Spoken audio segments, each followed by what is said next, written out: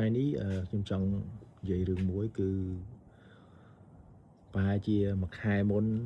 ឬ2ខែមុនទេដែល President Donald Trump គាត់បាន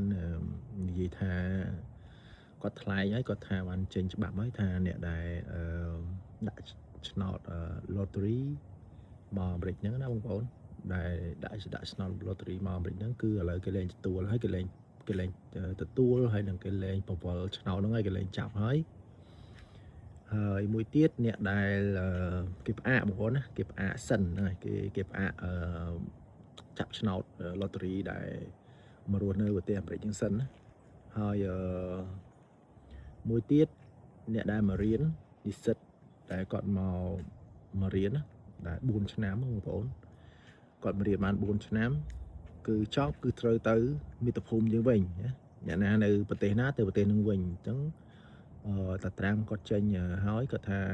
អ្នកដែលមករៀនបាន14ឆ្នាំទេហើយរៀនចប់ត្រូវទៅប្រទេសខ្លួនឯងវិញ